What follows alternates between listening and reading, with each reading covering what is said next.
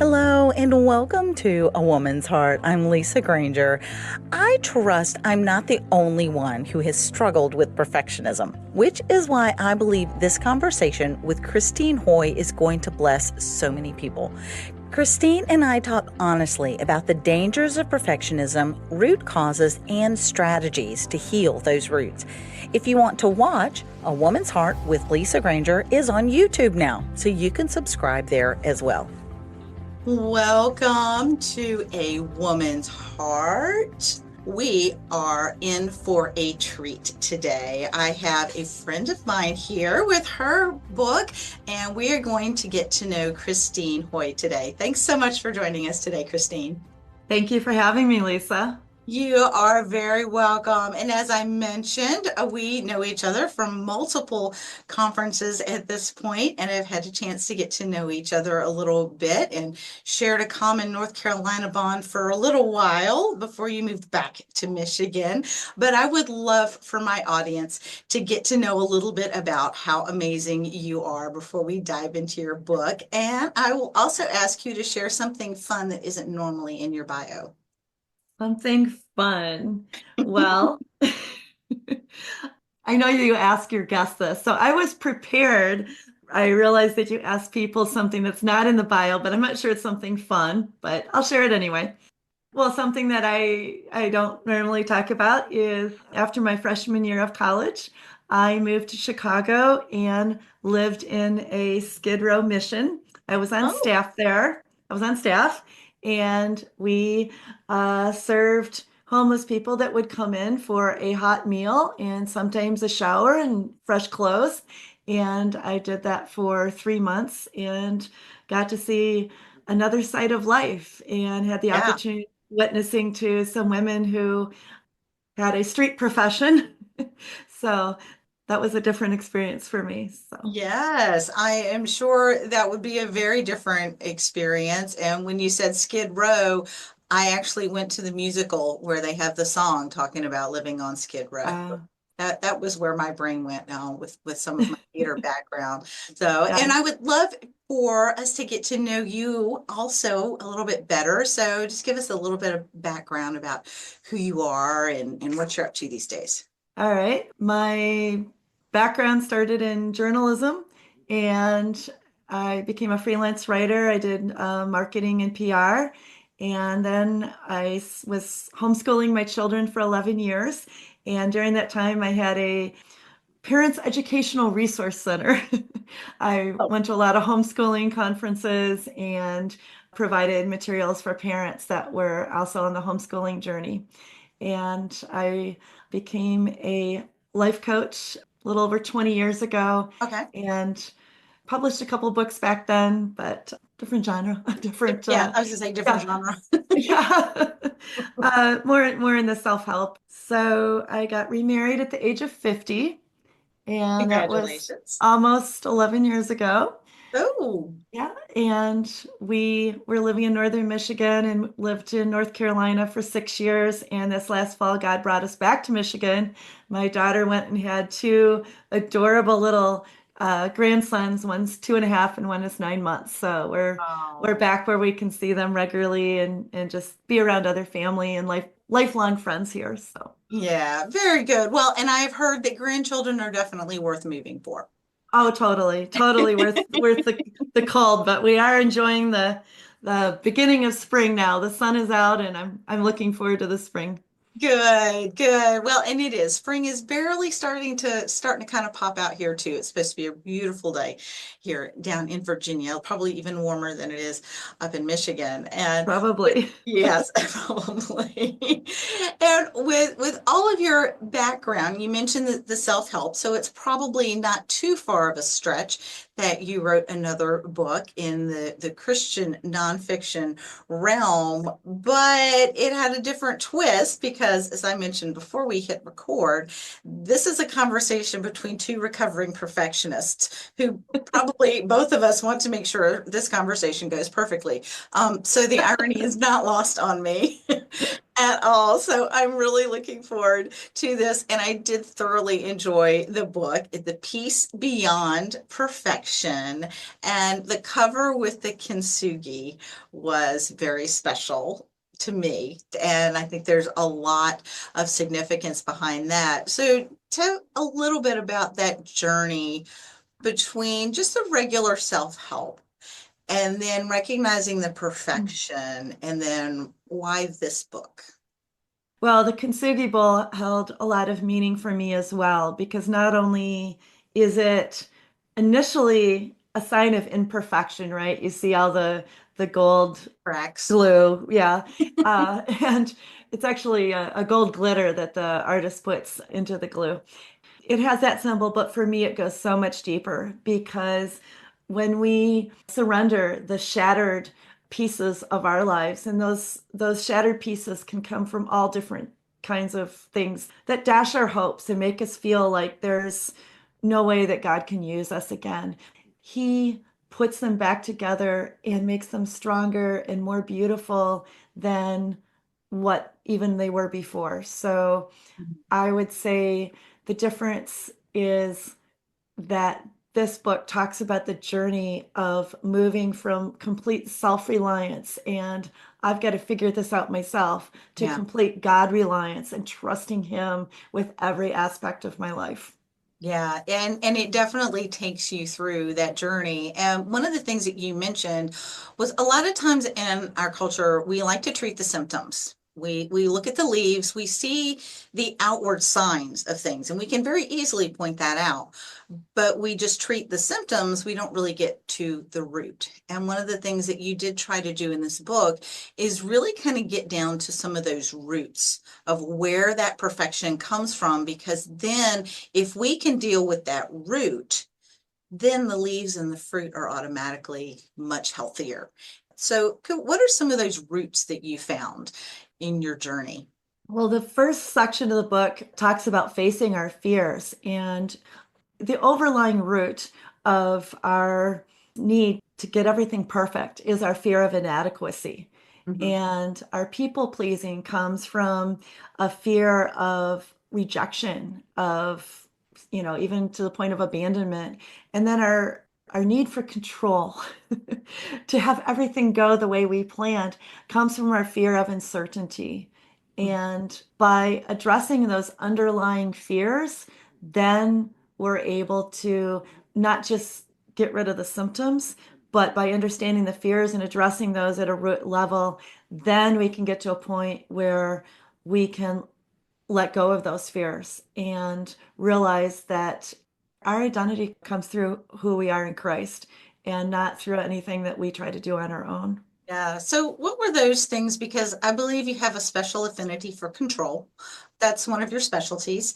That you have and what were some of the ways that God kind of pried them out of your fingers?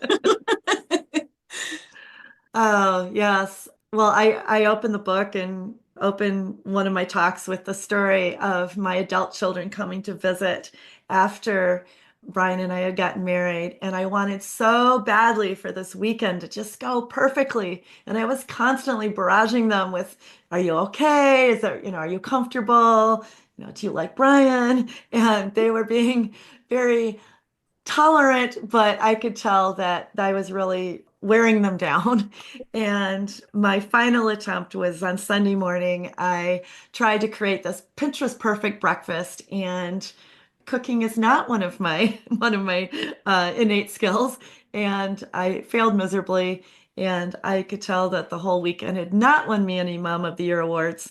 But in that process, I came face to face with just how my needing to get everything right was actually pushing people away. My husband very kindly said to me, I don't like it when your kids come to visit. And I was like, wait, what? And he said, no, it's not because I don't like them. It's because I don't like who you become, when they're around, because you're trying so hard to make everybody happy. And Yeah. you're trying so hard to have everything go just the way you planned it. And I didn't want to be that person anymore. And so as I learned to let go and just be myself, I discovered that my family actually likes having me around. So that was a nice revelation there. Yes, yes, it was. Oh, and you mentioned the trying to get everything just right. And there was a point I mentioned to you earlier. I wrote down quite a few things that stood out to me in the book. Okay. And one of those, I think actually this one came from the Jesus Calling devotional, where it talks about the harder we try, it's like the more stuff gets piled on and the worse it gets. And then we try to get it all done. We try to get everything on our checklist done. We try to make the Pinterest perfect breakfast the most memorable weekend. And the harder we try, it's like the less perfect it becomes. And Yes. it's so frustrating. It's like this downward spiral, this catch 22. And what are one of those things that if we catch ourselves in that, because I resonated with that. I was like, oh, I'm going to have my checklist. And it's like the more I try to stick to the list, I check two things off and four more come on. And I'm like, oh my gosh, is this never going to end? And then letting go, not to the point of necessarily laziness or not doing anything at all. There's a balance in there. But how have you found that you try to catch yourself from going too far and just spiraling? Yeah, excellent question. When I find myself overwhelmed and starting to, freak out, right?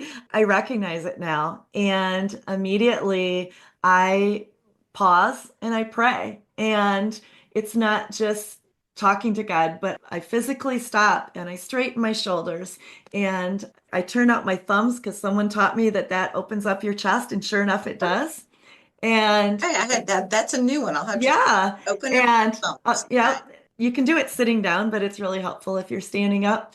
And it just opens up your chest and I take some deep breaths. And what that does is slow my heart rate because when we're feeling overwhelmed, when we're feeling anxious, when we're just trying to keep up on that hamster wheel, right? A lot of times, it's affecting our heart rate. And so that just calms you down. And then I'm in a place physically where I can then mentally, emotionally hold up my hands to God and say, okay, I give you this thing, this person, this situation, whatever it is, I give that to you. Show me how you want me to respond in this situation. And I've noticed too that God gives us all the resources that we need to do what He has called us to do, including the resource of time. So if we are just feeling completely overwhelmed, we've taken on more than what God has called us to do. Yeah. And so it's back to the drawing table. Lord, where am I spreading myself too thin? Because I'm Mhm. trying to do it all. And sometimes it's making that choice between good and better. Yeah. Those are just some tips That's for you. hard for perfectionists It because is. It in order is. to be perfect, we have to do all of it because all of it is important and all of it is critical and it all must be done by us because you notice I'm including myself in this one. It's all important and to get all of it done. And I remember reading one time that said, God is a God of order. And you're right, Mhm. He gives us what He wants us to do. And the chances are, if the list we have is impossible, it didn't come from God. That there are things on the list that either are for us or other people have put on our list. But if it's an impossible list that is stressing us out and overwhelming us, some of the things on that list are not from God. And when I read that, I was like, ooh, okay. So what on my list is not really from you, Lord? And it's kind of hard because it all looks good. Right. Well, another thing is, I really felt called to reclaim Sabbath rest. And Yes. we're not meant to go 24/7. So, by bringing back Sabbath rest and just knowing that that's a day that I am not going to be continuing my crazy schedule, I'm going to slow down and take some time with family or just, take some time with me and the Lord extended time. Obviously, I take time with the Lord every day, Yeah. but just that extended time with Him, just sit with Him. And if it's been a really rough week, then even a better reason to just stop and get refocused. So it's kind of a three-step process. We release our grip on all the things that we're supposed to do. and we refocus on him. I describe it as feeling like the parent, now that I have a 2.5-year-old toddler, just grabbing his little cheeks sometimes and turning and, look at me, look at me. And I feel like Jesus does that to me sometimes, like just stop running around, and just focus on me.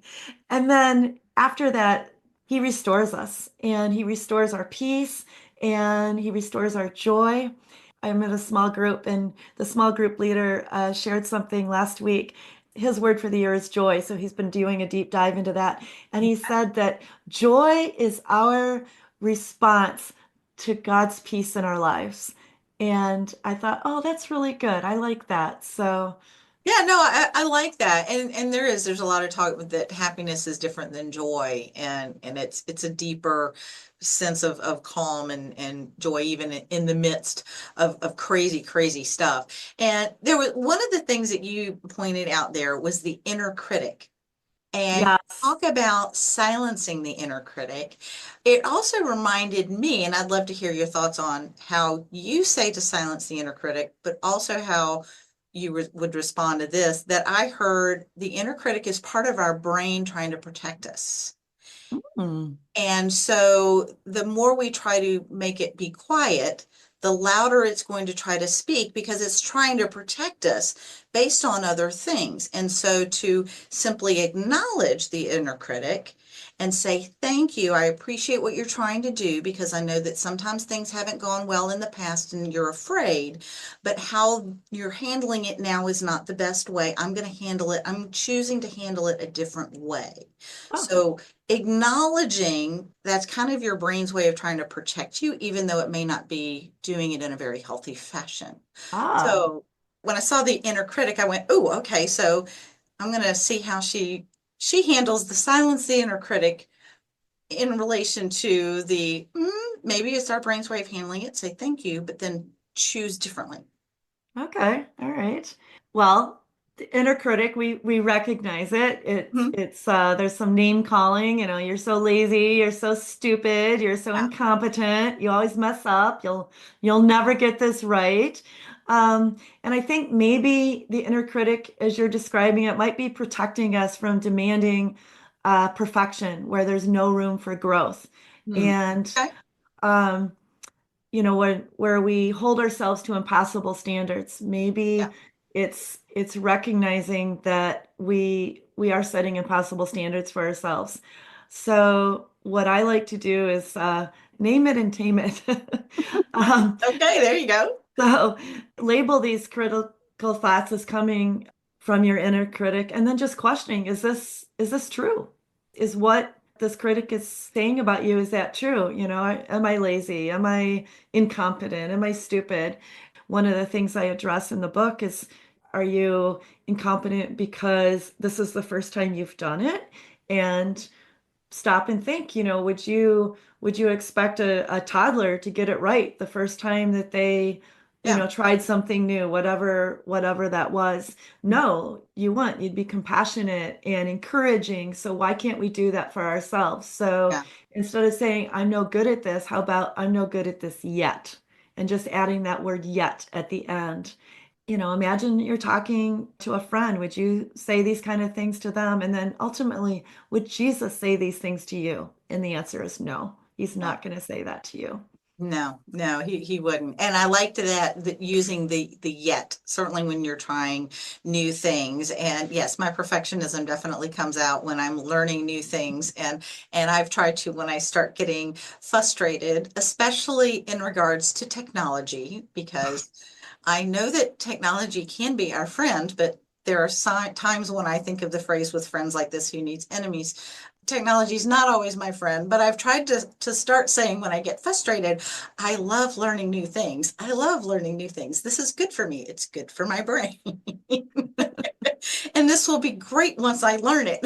Right, right. So just Exactly. try to reframe the frustration, and I can usually laugh and giggle at it. And there are some things that I'm like, oh, well, see, now that I know how to do them, it's much better. It's a lot more helpful when we can actually learn and do some of those things. And I know when I liked so much of the book and I resonated with so much of that, as I've mentioned, being a sometimes more recovered perfectionists than others.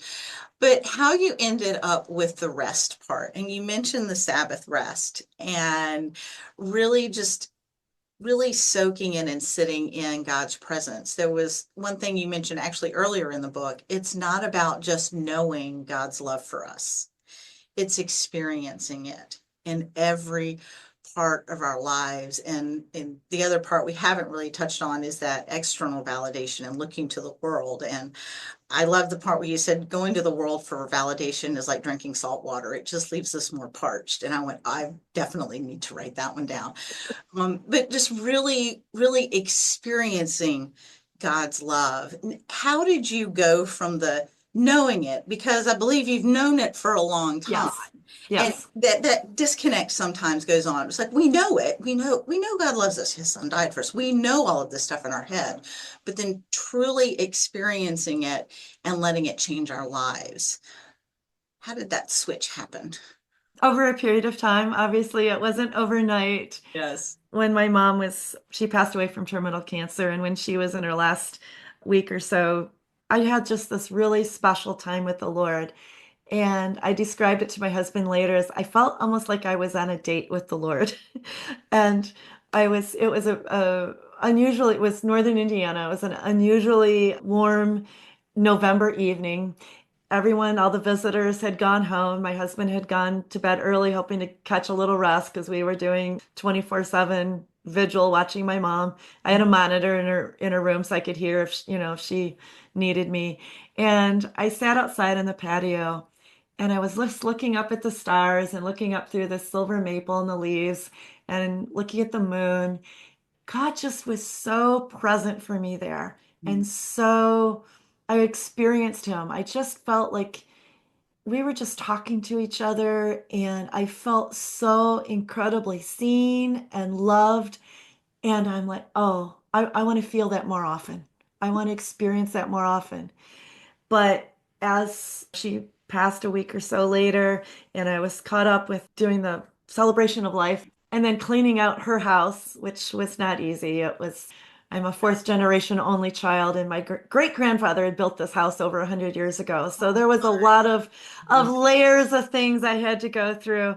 And the next 6 months were very, very difficult. It was 6 months later when God sent three women who didn't know each other to come and tell me, you need to stop. You need to just stop and take time to grieve and take time to just be with the Lord and rest in Him. And I was like, okay, well, it's May. It's beginning of the summer. Maybe I'm just supposed to take the summer off. So I tried to quit things, but I was still kind of moving along.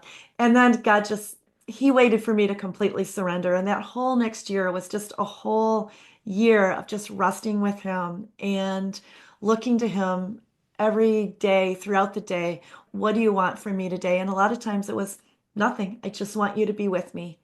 And it reminded me of a booklet I read when I was a freshman in college. They gave us this little welcome packet, Mhm. and Yeah. it was My Heart Cries Home. It was just like, this little booklet. And I remember how the main character was going through each room of the house, but the one that really got me was they were flying out the door to go off to work or school or whatever it was. And they stopped and turned, and Jesus was sitting there on the sofa waiting for them. Mm. And I'm like, oh, he's waiting for me to sit down and spend time with him.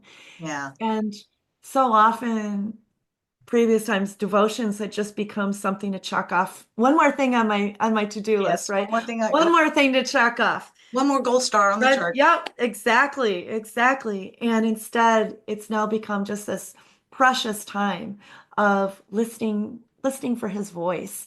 Yeah. And one of my journals is actually just a journal of things he says to me and things he shares with me. And I've started writing those down because that time with him is so special. And I know it's when we take the time to just know his heart and just listen for that voice that we can be in alignment with him, and we're not racing off ahead going, hey, are you coming See you later. along? Or yeah. Have a nice day, Lord. Come, See you come later. bless, come bless what I'm working on. And even as I was writing the majority of the book last spring, every day I would start out, I had a journal that I kept specifically for the writing of the book. And every day I would sit down and the first thing I would do is I'd write out, a prayer and just, Lord, what are we working on today? What part of the book do you want to talk about? What message do you want me to share? What stories do you want to bring to mind? I had mentioned that I had written a couple books previously over 20 years ago. This book was written with God. And it's such a difference when you do something with God. We run around trying to do all these things for God, but it's so different when we're doing something with God. Yeah. And that's been one of my biggest takeaways from this season. Yeah, is doing everything with him. Well, and that's one of the things that stood out to me. Of course, it's at the end of the book, so it's the last thing you read. But also that was one of the things that really struck me. I was like, oh, okay, so there's a lot of good stuff in there, and I will definitely encourage people to get that book. And there are so many, look, we did not get to hardly any of the other questions, and I knew that would happen, but I also prayed that we would dive into whatever needed to be talked about today. When, as I kind of start to wrap up, one of the questions that I like to ask, this has been a passion of yours, and you listened and you did this with God. And what would you say to encourage someone else to pursue the passion God has placed in their heart? Excellent question. I would say, first of all, start with him. There was another part of that story where the three women who didn't know each other had come to me in May of 21. Exactly 3 years later, three different women came to me and said things like, Christine, you just exude peace. And one woman said to me, I know you've lost a lot of weight. I lost close to 90 pounds the last couple of years. She said, yes, that is noticeable, but the peace that you have now is so much more noticeable to me, so much more evident than the weight loss. And I just thought, oh God, that was such a confirmation to Mhm. me that how he kind of brought that whole thing full circle.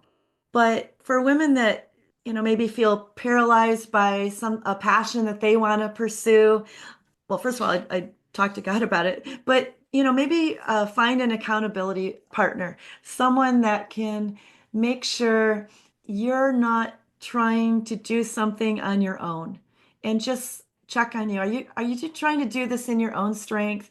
Are you trying to make things happen the way that you think they should happen, or are you truly relying on God? And so I think that would be really important. Just accept that you're not going to get things right the first time. And, we've talked about technology. I swear that's my nemesis for those of us Yes. that are in a season of life that didn't own our first computers until we were in our 20s. All of this technology is can be overwhelming at times, but Yes, it just can. to give yourself grace. There's people out there that know how to do the things that you want to learn how to do and not to be afraid. I've been held back just by my own fear of trying new things, putting myself out there. And, just a few weeks before the book was released, I was afraid because I'd been so vulnerable in the book and I'd shared so many personal stories. And I'm like, oh, the whole world is gonna read this now. Probably not the whole world, but But a lot of people. a lot of people, right? And I had so much fear, and God just said, trust me with this. And you were obedient. Leave the rest to me. I will take care of you. And so I would just encourage a woman who is feeling God's call in her life. Make sure you're staying in alignment with Him. Don't run off ahead. Find an accountability partner, maybe just a handful of people that are going to pray you through it, just to be obedient to God and work with Him and not try to do things on your own. I will second that. I think that is Okay. excellent advice. And Christine, if somebody wants to get your book, get in touch with you, learn some more, what is the best way for them to connect with you? All right. Well, my book is Peace Beyond Perfection, Overcoming the Fear of Not Being Enough. And it's available on Amazon, both paperback and ebook version. And you can also go to my website where I'm continuing to put up new resources. I just created one last night that's from the book, but it's the Perfectionist Rescue Guide, 8 Tips for Finding Freedom. So that can be found on my website, which is Christine Carterhoy. That's ChristineCarterhoy.com. Okay. So I invite you to come check me out as I'm continuing to put new things up there.